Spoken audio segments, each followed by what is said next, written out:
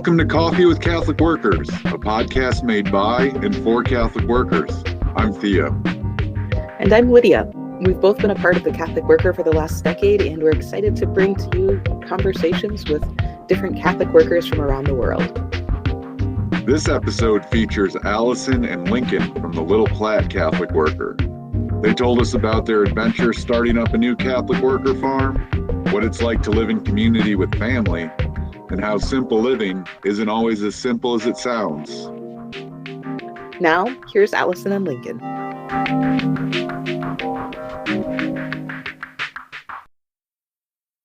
Well, Allyson, Lincoln, thanks for taking some time and talking to us today on Coffee with Catholic Workers.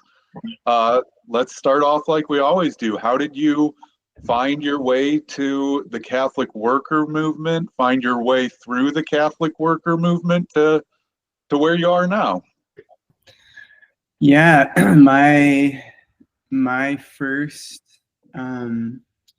encounter with the Catholic worker, I had gone to college and was raised in what folks would now call like an evangelical Protestant community. And when I was in school, I was studying environmental science and also Christian community development, and was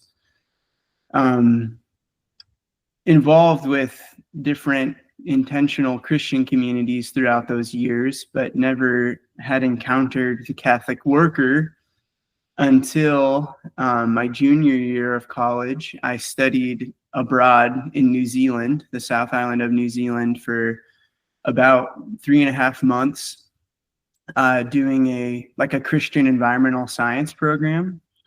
And it was while I was there that we did like a field trip to visit a Catholic worker farm just on the south side of the North Island of New Zealand.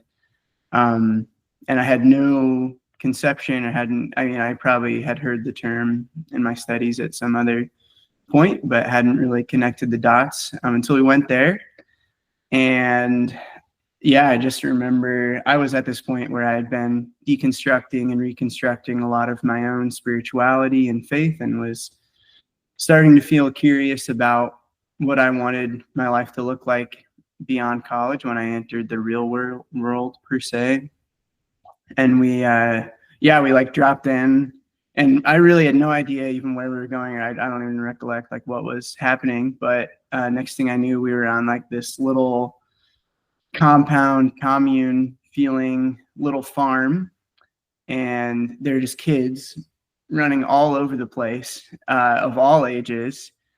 And I just have this vivid memory of there was like this 2-year-old like running by, like dragging a literal sword behind him. And I was just like, what am I looking at right now? And then just this grizzled old man, who was my friend Jack's dad, came out and like crammed us all into this little tiny house he was building, and basically like regaled us for 2 hours, these like 20 affluent college American students, with these stories of plowshare actions that he had participated in.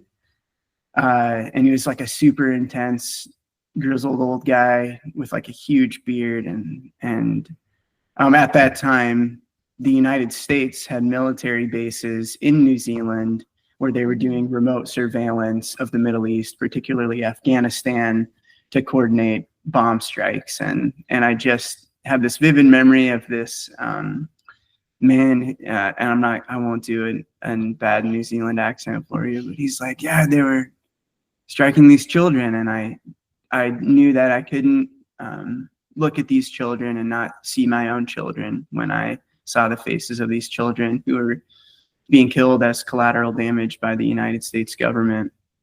So he told us a story of he and several other New Zealanders breaking in and demilitarizing the space, doing a lot of damage, and they all got off pretty light due to a loophole in New Zealand law. But I just like remember coming home with like a really strong impression from that encounter. And I was at a point in my life where I was like, well, I know that I don't feel like my relationship with Jesus and the Jesus figure really had anything to do with what I had grown up with.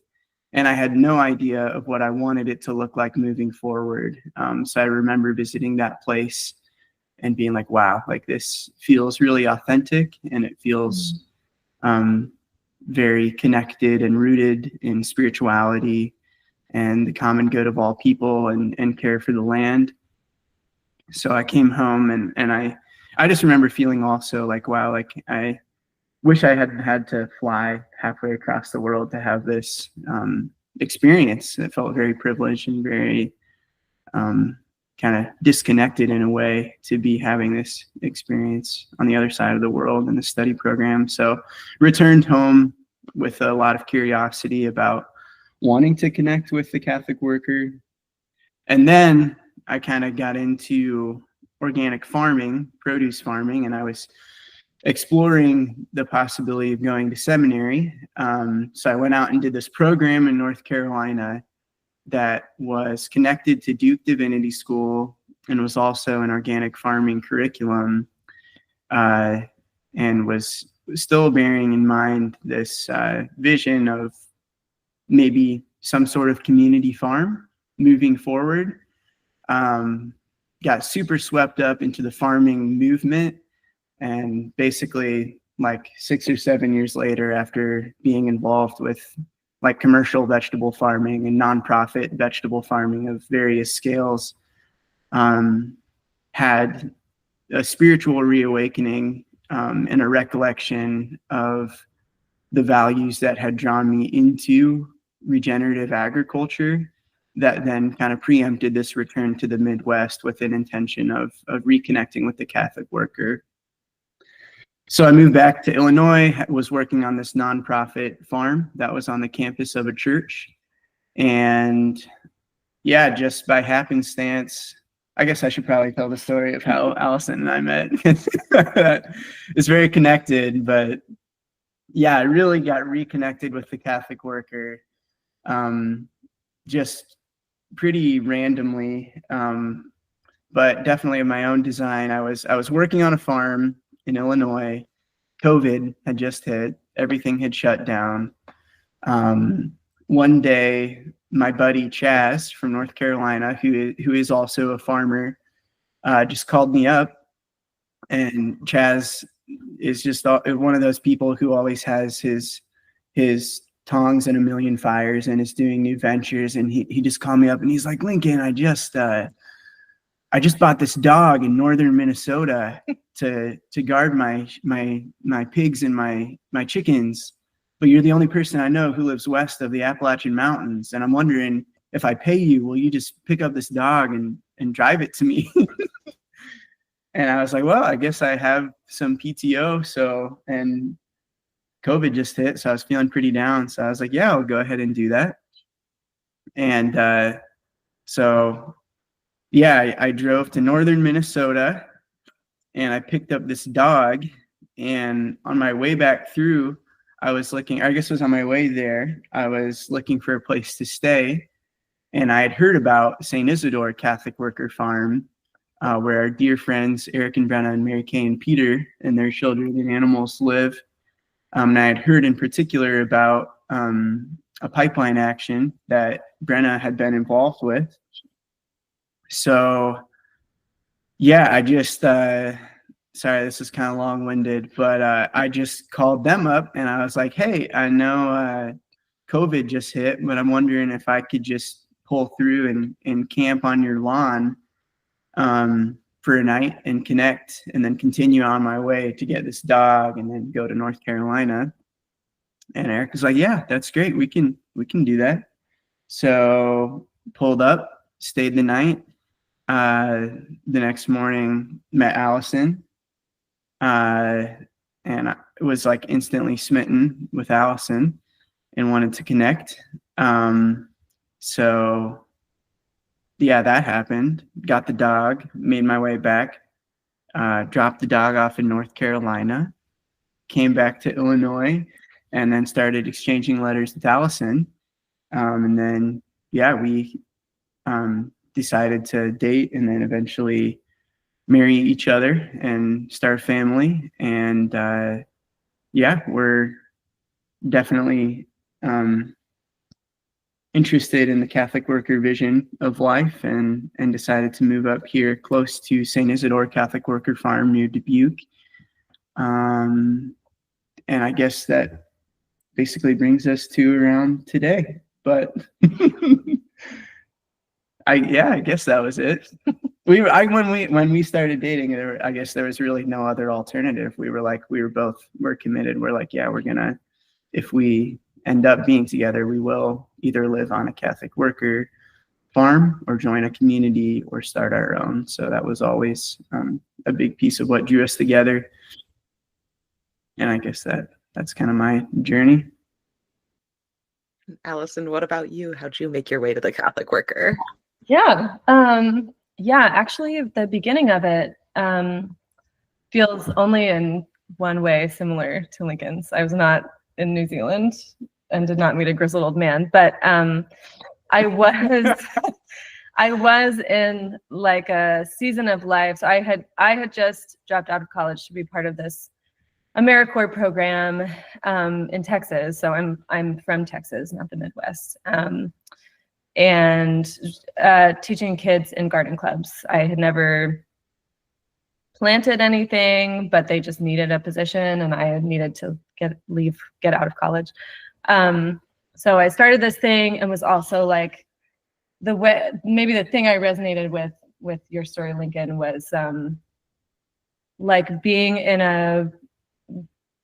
a season of my spiritual life where I had grown up as a Christian, but not felt like I was seeing, maybe especially in my college years, not felt like I was seeing very many people like genuinely living out their faith, and wasn't sure really what to do with that, and wasn't really sure like how moving forward, my relationship to Jesus and to Christianity, what that was going to look like.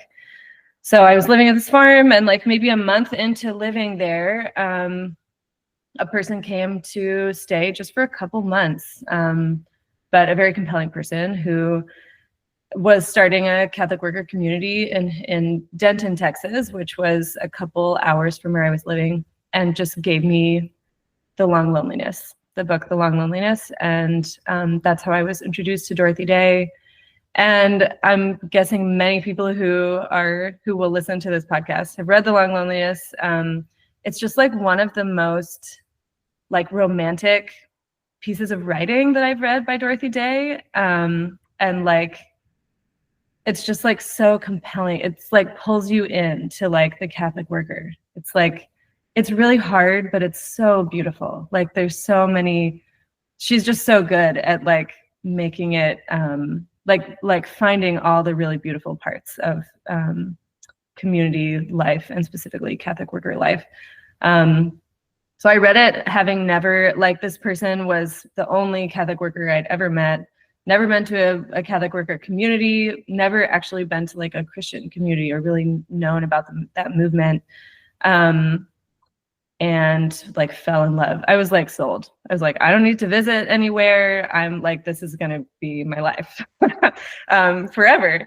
So yeah, I like completed my time at this farm teaching kids, and that was its own like spiritual awakening, like like experiencing the joy of being part of planting seeds and things growing, and also being around, you know, baby goats and just like a lot of animals, and like like facilitating their lives and living a farm life. Also living in like a multi-generational space after coming from college. Like all of that was kind of shaping like my excitement for the next chapter of my life, and to have it be sort of like framed around like, how can I find all of this, but inside of the Catholic worker? Like, how can I do that, but also be a Catholic worker, live multi-generationally and like plant stuff and be around lots of animals, and like also be living like a genuine faith. And it just felt like the Catholic Worker was like the one place for me where I was seeing like all of that stuff happening, at least in a book. And then later, for real, everybody, it's true. Anyway, so yeah, I moved to I finished my time and I was like, this is the only Catholic Worker I really know about. I'm moving to Denton and I'm going to be part of this worker. And it was a really beautiful time. It was like probably the most intense, on par maybe with like having newborns, but the most intense time of my life. Like almost everyone was like young 20-somethings, like really passionate about, we decided like the next part of the worker for us, for our community was we ran a restaurant based in the gift economy and had a farm that was sort of growing the vegetables that was fueling the restaurant, and also ran a house of hospitality. And we were all so excited about it. And like most people burnt out really quickly. We didn't have like mentors, older people to like shepherd us or like help us along, give us advice. And when during all of that happening and kind of like burning up with a big blaze and then kind of fizzling out slowly over like 3 years, I think, I had really good friends from Denton move to Ames, where Mustard Seed Catholic Worker Farm is, and just invite me to come visit.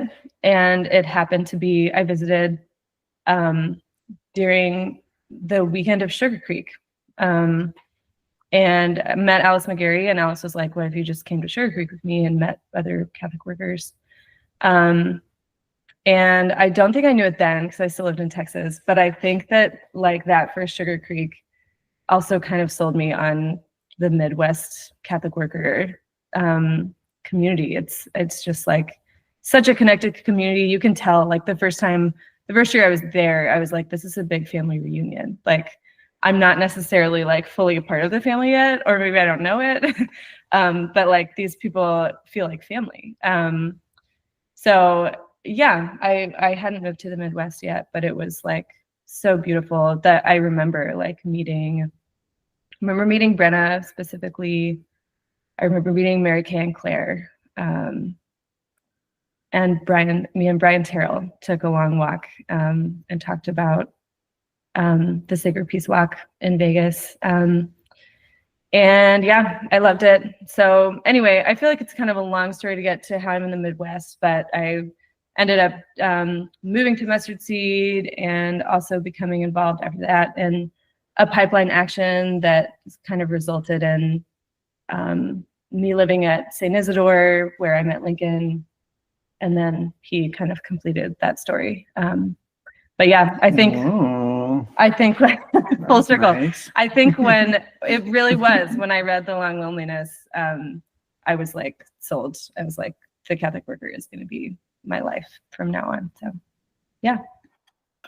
It's funny how it can sound so simple. Of like, yeah, you read a book and you're like, oh, well, that's it. That's my life direction. Glad I could check off that on the planning to-do list. Yeah, that's true. That's actually really helpful because looking back over those years, it didn't feel simple as it was going along.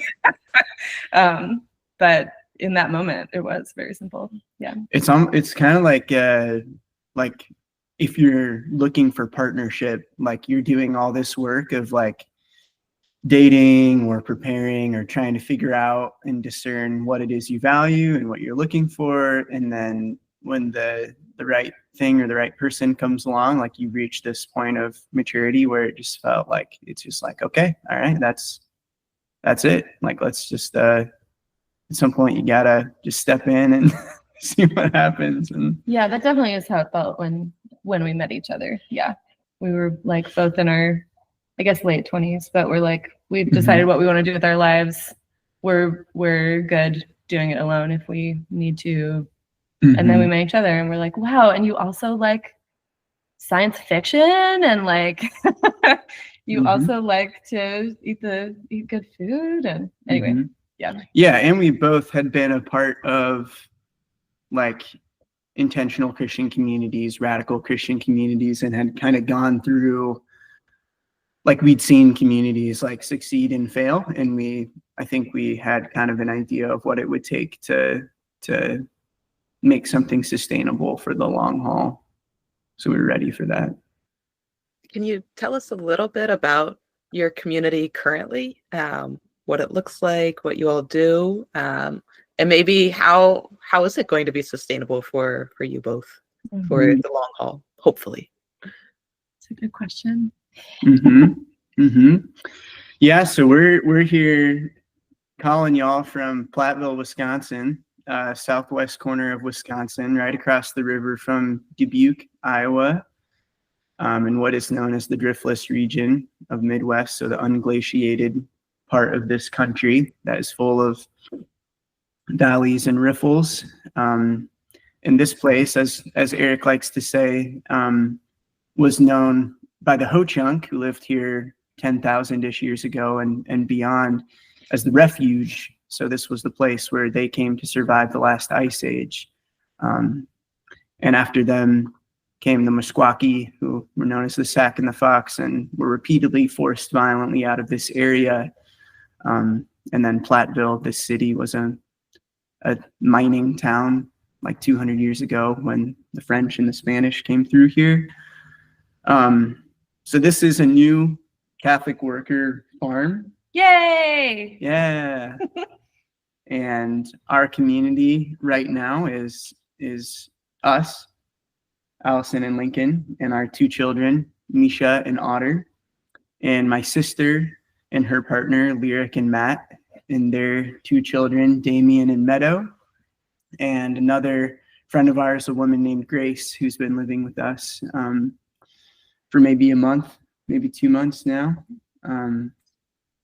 Yeah, so we purchased this property about 6 or 7 months ago, last year, so very much in the fledgling stage. It's our first spring here getting to know this place, with the goal of establishing an intentional Christian community within the Catholic worker movement. And we are guided by our covenantal values. Let's see, this is a good test. Spirituality, community, hospitality, nonviolence, simplicity in homemaking, anti-racism, right relationship with the land, education. That might be about it. So we are. Well, they're on a piece of paper. So. On a piece of paper somewhere. Yeah.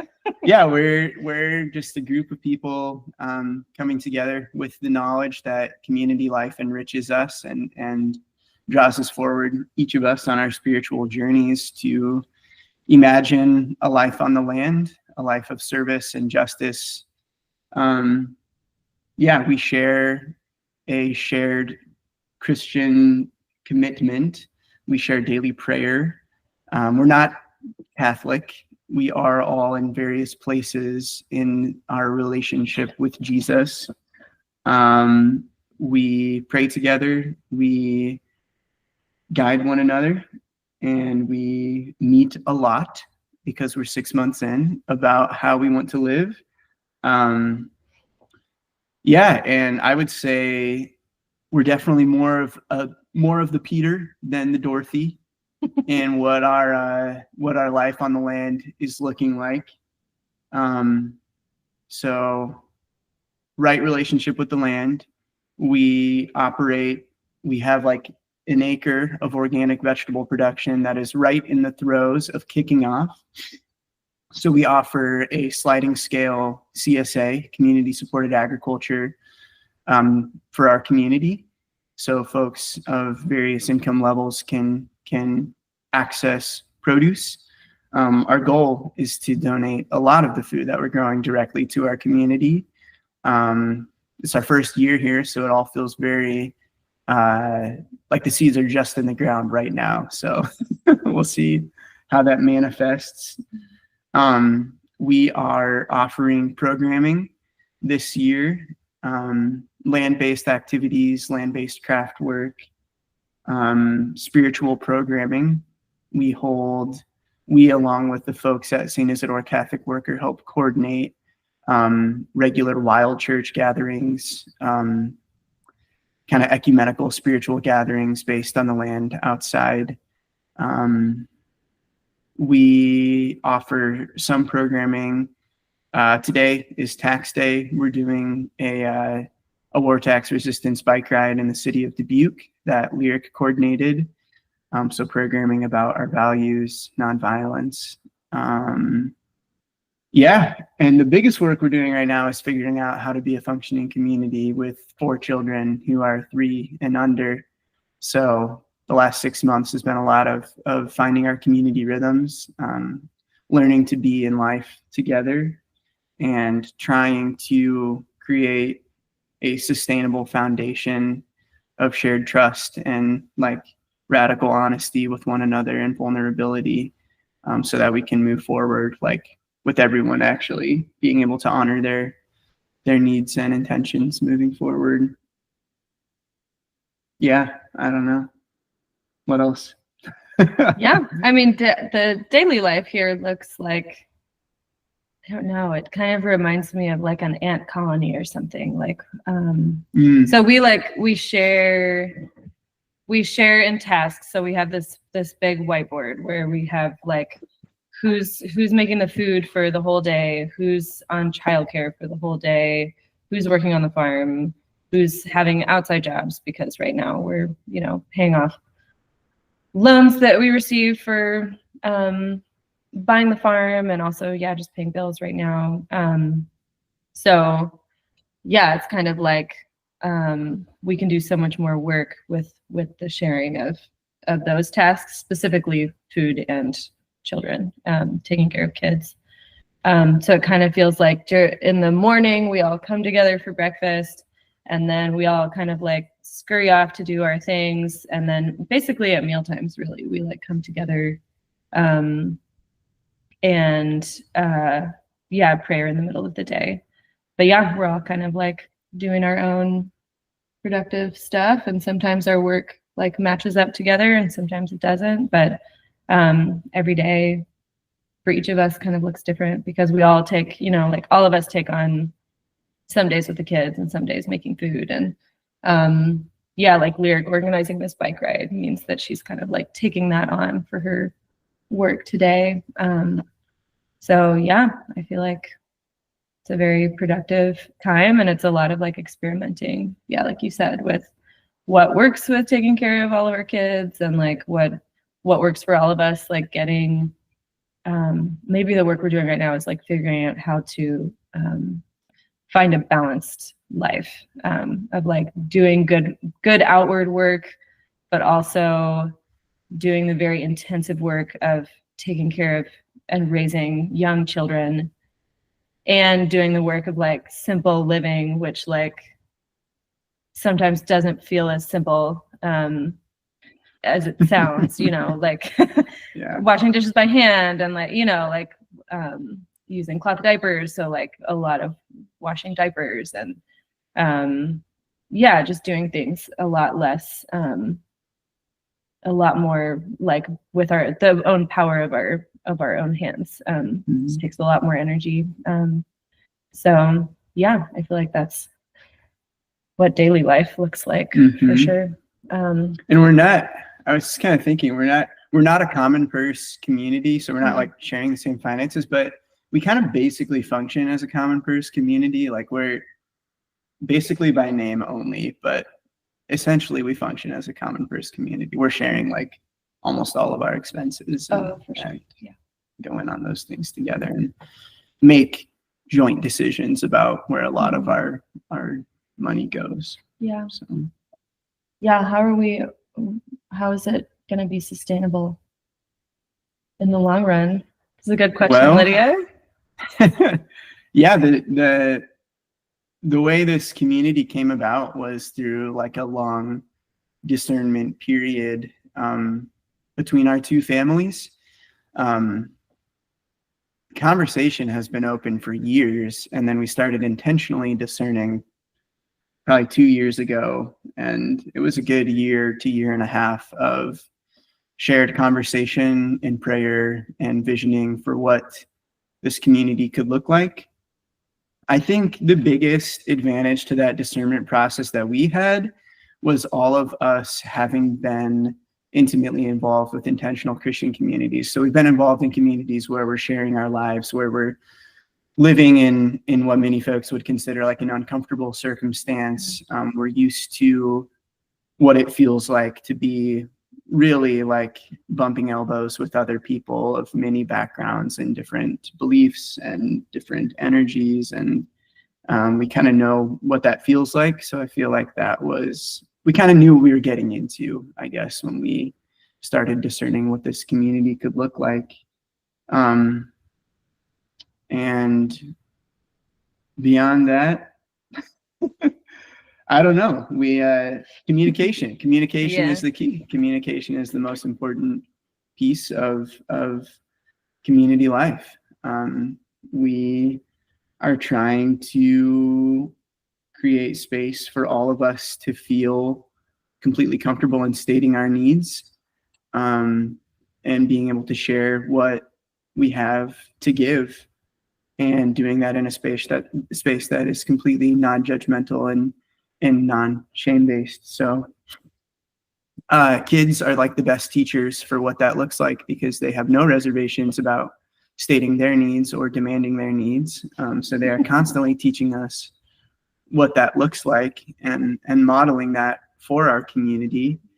And we want to be here, until we die. Essentially, we want to be here for the rest of our days and continue to learn to know each other well. So, we're just trying to find what works for us and where we can really push. And the benefit of community life is being able to hold one another accountable to honoring our needs, and also just the inspiration of one of us or some of us being able to really, hold us accountable to our kind of the more radical ways that we want to be living, even when it feels uncomfortable. So. Yeah, I think and for me, a big part of it being sustainable, and something that I did not feel that I had in that first Catholic worker community where I lived, is just having first like a network of friends in this area that are Catholic workers. Most importantly, we're like 8 minutes drive, maybe 8 miles away from St. Isidore Catholic Worker Farm. And they just, all of them have a lot of experience with living in the Catholic Worker and have been like mentors to me for a long time, even before I met Lincoln, and just feel like a really stabilizing force. And yeah, we have other friends in Dubuque, which is very close, Dubuque, Iowa, who are like a similar, like a just stabilizing presence, I think. And yeah, I feel like it's the sustainable thing is like that. I see it as like it's in 2 parts, like figuring out like the relationally just getting to know one another and being willing. Well, I guess for me, Lincoln knows Lyric and Matt a lot better, but getting to know one another, living in this community, and being willing to be vulnerable with each other. And like, it's like a partnership. It's like marrying more people into your life, and saying, I'm willing to do hard things with you, do the work of like, the work of vulnerability, and like the work of being honest when I'm like, not at my best, and like admitting to that and working on that with you. And yeah, I feel like that's been already like come up as a thing. But to say like, I want to know you for a long time and I want to live with you for a long time. So it's worth it to like do this work with you, the relational work. Yeah. And then I see the other part as like the realizing our physical limitations and making it sustainable by like saying like we need to have boundaries to what we say yes to. Also, if we're living up to our commitments to like only use appropriate technology, then like we can only produce so much as a farm, and like we can only like do this much work in a year as a farm, to honor our bodies and like understand that that it's a good thing to like limit your work and not be like we're unlimited, we can do everything. So yeah. Oh yeah, we share a Sabbath day as well. Our community shares, which feels like vitally important, and sometimes it feels more restful than others, like some Sabbath days, but that feels like an important piece. For sure. You've been doing this with Lincoln's sister's family too, right? How has that been for you all doing it with family? Is it advantageous? Is it more difficult? Maybe it's some of both. Yeah, probably some of both. It is. Yeah, Lyric and I always joke about we've had like diverging and then converging paths throughout our college years and then our young adult lives together, and we kind of joke about like, oh man, because we were not raised in any sort of back to the land conscious community, so we're like, wow, what was the shared thread that led us on this journey? But we do have a shared story together and shared commitments, and I would say we were like a big piece of our connection was our parents divorced at a young age, and we walked through trauma together with our mother, who was a longtime drug addict and grew up in a split household, and our mother died when we were in high school, and I think like something like that can either force people apart, that shared trauma, or bring people together. And yeah, I just thank God that like we were both willing to look at one another and say like, okay, like I think we're both feeling committed to this relationship, and like what sort of healing can happen here, like in the midst of this unfolding confusing story. And I think that Lyric and Matt just bring so much to our community. So Lyric and Matt were living in Cincinnati, Ohio for about 8 years. And they were involved with an intentional Christian community in the inner city. They grew food on urban farm lots and ran a pay-as-you-can pizza restaurant, and also did a lot of programming in their community, hospitality for their community. And yeah, just really for many years have been dedicating their own lives and their own energy towards their community and this incredible story they were a part of. So as that community began to naturally wind down and dissipate, and people began to go their separate ways, yeah, Lyric and I had always had this curiosity and this kind of like an ongoing dialogue of like, man, well, what would it look like if someday our paths were to converge and we were able to look at doing life together in some capacity. And in the meantime, we're doing a lot of work. Yeah, there's just so much complexity with our relationships with family members, and so much work that had to happen with us to heal these, you develop a communication pattern with somebody when you're 13 years old. It's not going to be a great communication pattern for when you're like 30 years old. So yeah, like recognizing and changing the way we talk to each other from this like angsty high school experience to starting to translate the things that we were both dealing with in our own lives, and then realizing at this point, like, wow, like this is someone with whom there is nobody who shares as intimately a connection or a shared experience of my own life. So yeah, Lyric's really incredible, and I just really value the vulnerability that she has. Yeah, because I think we're both able to kind of deconstruct the unhealthy parts of our I mean, it's an ongoing process. It's still happening all the time, as anybody who is committed to anybody in a long-term sense knows. But yeah, engaging in this process and of trying to understand where we came from and imagining a way forward. Yeah, and at this point, it feels like, I mean, community life is so complex. We came in knowing there would be conflict, and we're more interested in like figuring out how to navigate conflict in a healthy way than trying to avoid it altogether. But there is also so much beauty, and it really felt like when we started having children and they started having children, and our kids are the exact same age. And I was just like, well, like, it's probably easier to do this thing, like, if we're just doing it all together. Like, you got one kid to feed, you might as well be feeding two of them at the same time. So, yeah, we started to really talk more intentionally about what would it look like if we were to be open to the idea of starting this thing together.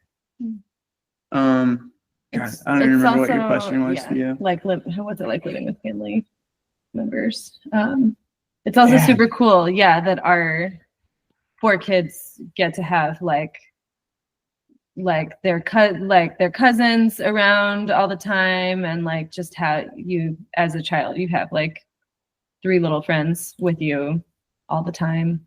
You know, every now and then you're like, I can tell that you need some alone time. Mm-hmm. But otherwise, I think it's just like a great time for all of them. So it seems like a gift to them too that we're all living together so far. We'll see about when we have like 4 teenagers in the same house, but I'm not going to worry about it for a while. Yeah. What was it like trying to find a farm to live on, some buying land, you know? What was that whole process like? Yeah, honestly, it was kind of like before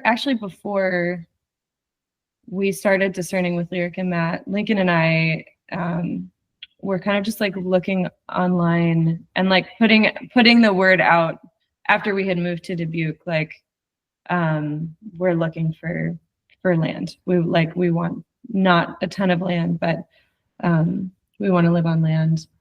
And yeah, we were looking for like like land that had like beautiful forest, but also like enough space that was tillable for us to be growing vegetables, and like, you know, kind of looking for a combination of things. A lot of the stuff we were finding was like land being sold as hunting tracts, hunting land. We thought probably the only thing we would be able to afford as the 2 of us was like a piece of land being sold as a hunting tract without anything built on it already. So we're like, well, maybe we'll like, you know, get a trailer and like live there for a while and build a house slowly as we're farming. And I feel like life kind of happened, and we were farming after we had moved here on a piece of land that friends of Lincoln and Lyric's family were renting to us for free. We were actually just paying utilities. It was very generous. So we were already farming, and life had kind of gotten going, and we're still putting it out there that we want land, but we're kind of like, you know, having children, and then started discerning with Lyric and Matt, and St. Isidore actually have a friend of theirs who was looking to sell her land, which is this land. So really, actually, how the finding of this land happened was by word of mouth and through relationship. And Mary Kay told us about it like months before we decided to come look at it, and we were like, it doesn't sound like maybe what we're looking for. They didn't think it was what we were looking for. And then when we finally came out here, it was like felt pretty perfect. It was like, oh my gosh, I can't believe we haven't been out here. Like, I can't believe it's taken this long. So yeah, I feel like it feels like we did a lot of work like looking for land, and then it just was kind of like, oh, this is it. Like, we didn't even find this on any site or like any place where you can buy land, but someone just told us about it, and it worked out. So in some ways it feels kind of like a universe movement or something, that we were able to find it. Yeah. And it still felt completely impossible when we first came here to try to imagine how we were ever going to pay for a place like that. Theo, you probably know a little bit about that. Y'all just bought a house in St. Louis. Is one of the worst possible times to think about buying a property, like last year.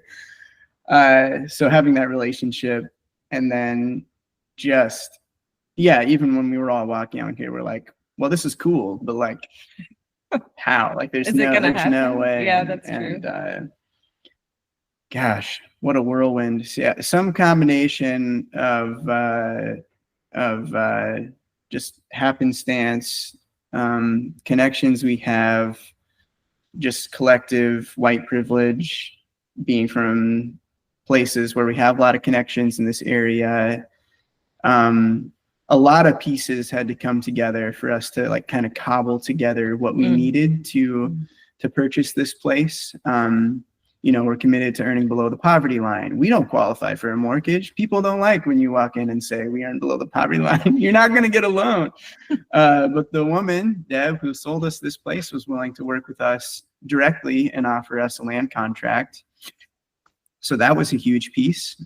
We received a lot of financial support from religious communities in this area, who are really clinchers. And then other things like Lyric and Matt purchased a house 8 years ago in Cincinnati, and it's kind of a horrifying reality, but their neighborhood was gentrifying so rapidly that their house price almost doubled the value of their home, and they could not even legally sell their house for something below what would bring down the property value of neighboring houses, which is a horrifying reality of living in the city right now. But so they were able to, they found folks who they knew would be stewards and sold even for the least amount of money that they could legally sell their home for, and still were able to bring a good amount of money forward to help us buy this place.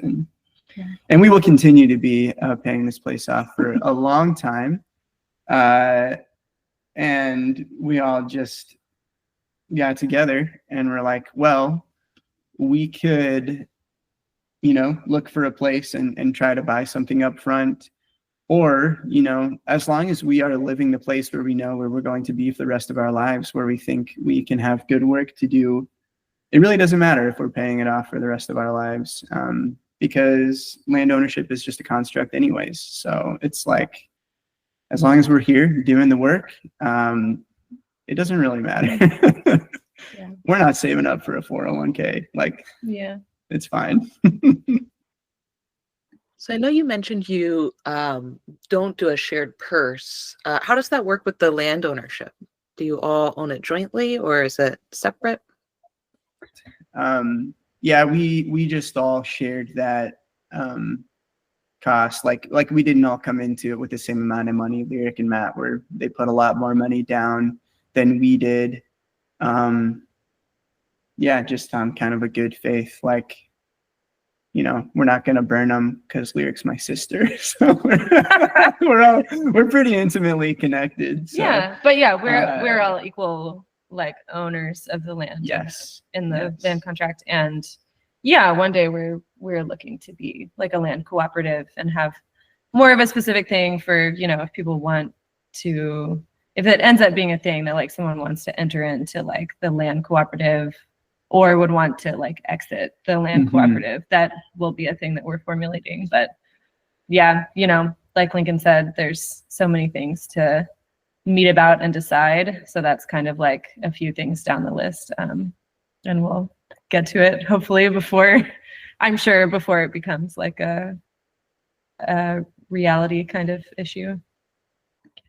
Yeah, I suppose that is an advantage of family of we both have this trust, but it's also I guess a little bit of leverage of like you will figure out how to how to work things out.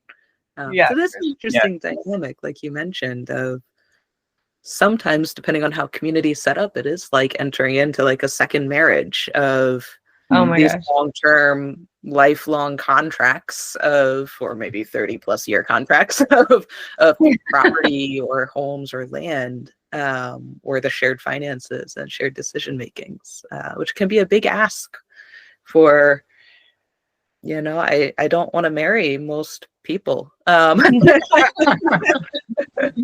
me neither. Yeah. Well, and especially I think like carrying the dynamic even further is like sharing the childcare of four children, and like sort of navigating the nuances of like, we're like all pretty similar in like how we feel about raising kids, but we have to also meet about that. Like, what's this dynamic that our kids are developing as toddlers? Like, what is our joint way that we're dealing with that? So it's even like we have married all of each other and also have decided to raise kids with all of each other.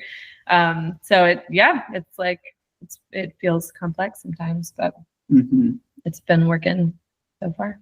Yeah. We also do have we have bylaws and like a legal structure where we have shared ownership of this place, so that we have like it's not like you're here for life or like if anyone wanted to leave. Yeah. And that also is structure for onboarding future community members and finding a way where there is some real accountability and skin in the game here to be involved. That's important. Is there anything else we should know about the Little Platte Catholic Worker or you all? Any shout outs? Any shout outs? I think what I want to say is just it's gorgeous here. The Driftless region specifically is like this hidden gem of the Midwest, like with these rolling hills and bluffs, like these rocky bluffs, but also specifically on this land that we're inhabiting. There's like a pair of elusive owls that we like see every like 3 or 4 weeks, and hawks, and we just found out there's a bobcat that's like hanging around, and like a beautiful stream that we can, like, our kids already love to play in, like these huge like ancient feeling oak trees. So I guess just that it's beautiful, and like come and visit us. We want to like share the beauty with as many people as we can. Yeah. I don't know. Little Platte Catholic Worker Farm. We're out here. I mean, it's just, we're living in crazy times right now. Everybody knows it. And I was just kind of reflecting when I was thinking about talking with y'all this morning about the origins of the worker. And we're not in the midst of a world war right now, but we are in the midst of war. We're in the midst of a country that is obsessed with violence, that is deeply and intimately connected to violence. And I think we're also living in this time when the urban-rural divide feels like a chasm. And I think rural life can offer a way forward and can offer meaning and value and healing to people. So I just would invite people to come visit us. There's this big house in 35 acres. So in my opinion, if we don't have people here all the time, we're just living in sin. So we need to like get more people out here to justify being here. And I don't know, that's it. If people wanted to come visit you all, how would they get in contact? Email, we Yeah. have an email address, littleplatecw@gmail.com. We have a website. Well, it's very, You can email us. you can email Yeah. us. It's not very developed yet. Yeah. Or give us a call. I don't know, maybe you can find our numbers. I think we're on the Catholic Worker Directory as well. So you should be able to find us on the Catholic Worker Directory and hit us up. Yeah. We're at the Dubuque Farmers Market, the Platteville Farmers Market, every Saturday morning from beginning of May to the end of October. Come check us out. Great. You can pull Theo and I from our respective cities to come experience the rural life. Yeah. Well, thanks so much for talking to us today. It's been great. Yes. Thank you, Thanks, Theo and Thea. Lydia. Thanks, Lydia. Yeah. Yeah. It's like a little weird to be interviewed and not to be like, tell me about what your stuff is. But okay. Yeah, we get to ask all the questions. Yeah. Yeah. Thank you.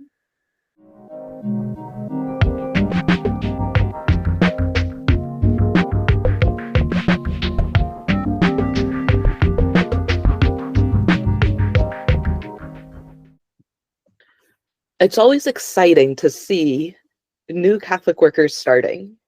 I don't know that everybody who listens to the podcast is always aware, but the Catholic worker movement is often very fluid, of some houses at times coming to their life's end and other houses starting and continuing. And that's sort of the neat part about it being a movement. And so it's very exciting to see this new farm occurring. And the Midwest has a very high concentration of Catholic worker farms. And here we see another one sort of being grown out of connections of previous farms in the area.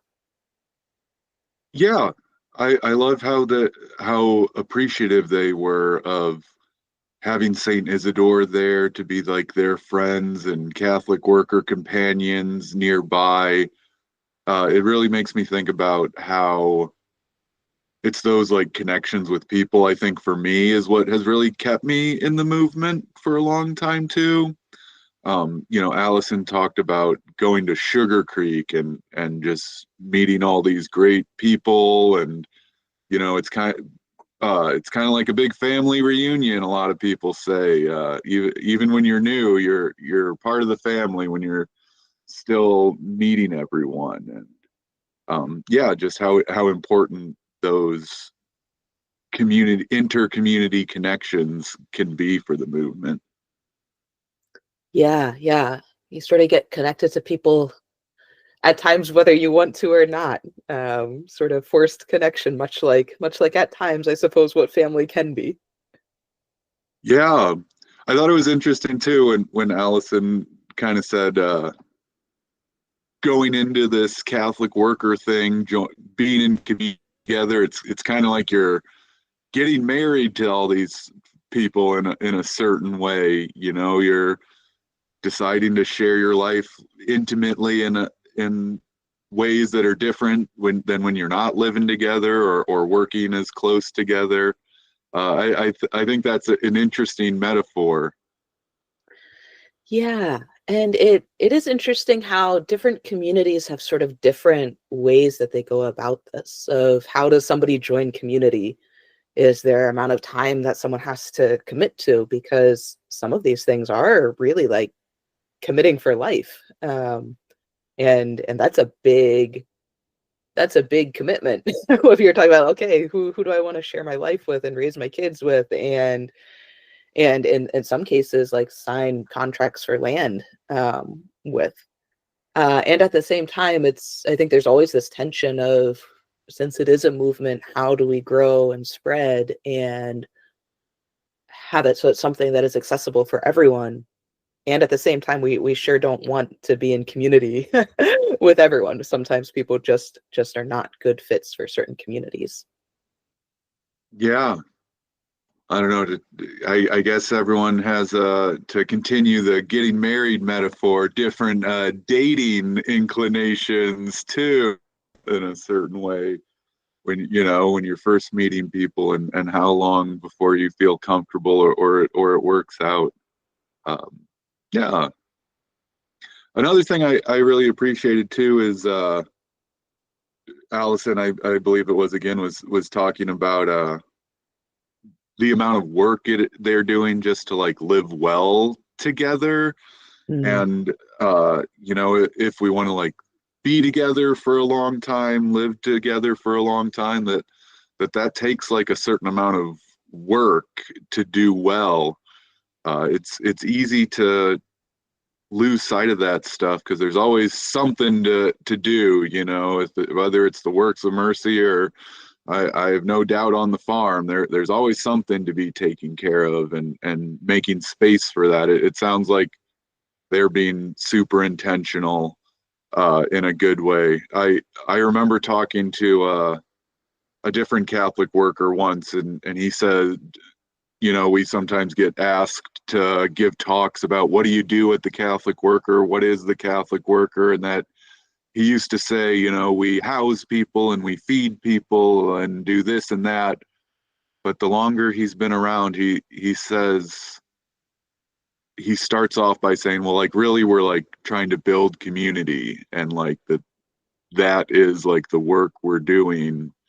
And it doesn't, on a certain surface level, doesn't sound as much like work as cooking a bunch of meals, or providing housing, but it is its own work, and really that's maybe the hardest part of the work, and yeah, the necessary work to be part of the Catholic worker, I guess.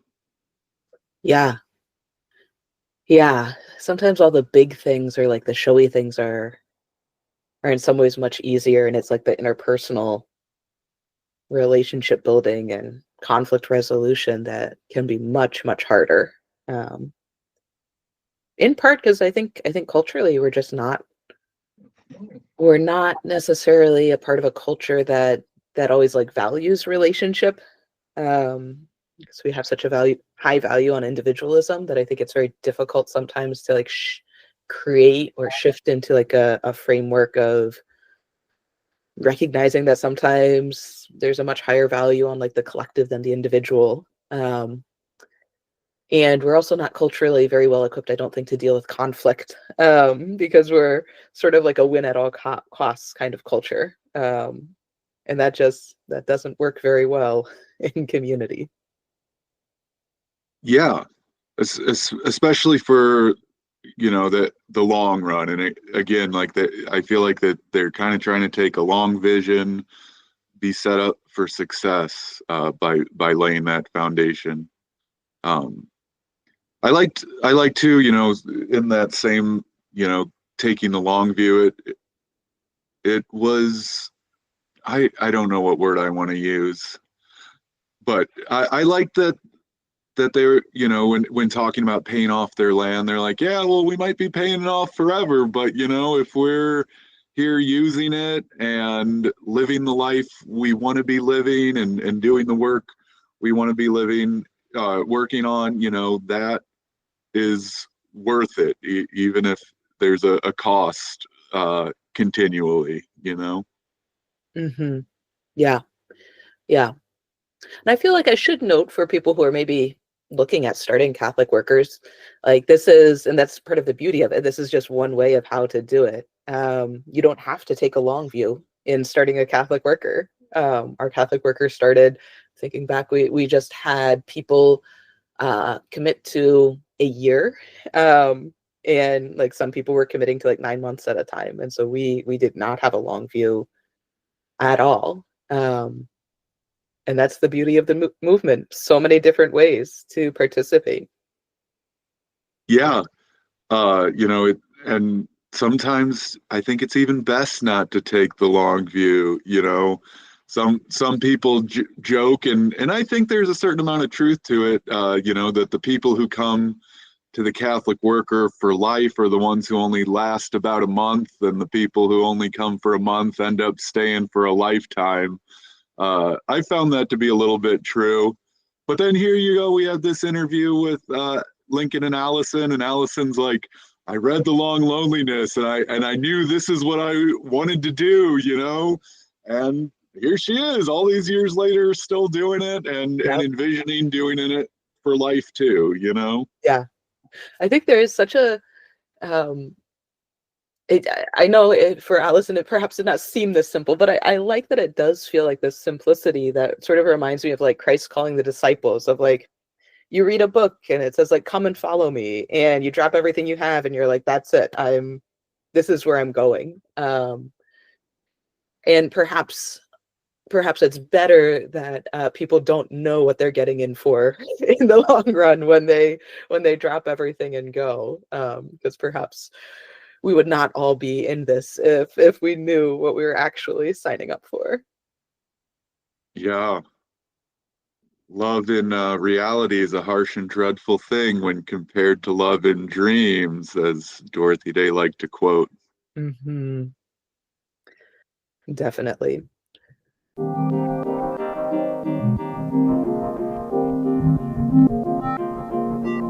Well, we're excited to see what happens with the Little Platte Catholic worker in the long haul. So maybe we will schedule an interview with them. Who knows, 5 years out, 10 years out, see what's happening over there on the farm. But for us, this wraps up another episode of Coffee with Catholic Workers. If you want to reach out to us with any comments, suggestions, clarification of thought, you can always email us at coffeewithcatholicworkers@gmail.com. We want to thank our Catholic Worker audio engineer, Chris, and David Hayes for our music, and Becky McIntyre for our graphics. Thanks for joining us again for some clarification of thought. We hope today's conversation has been enlightening, and maybe even you're encouraged to go out and help build a world where it's easier to be good.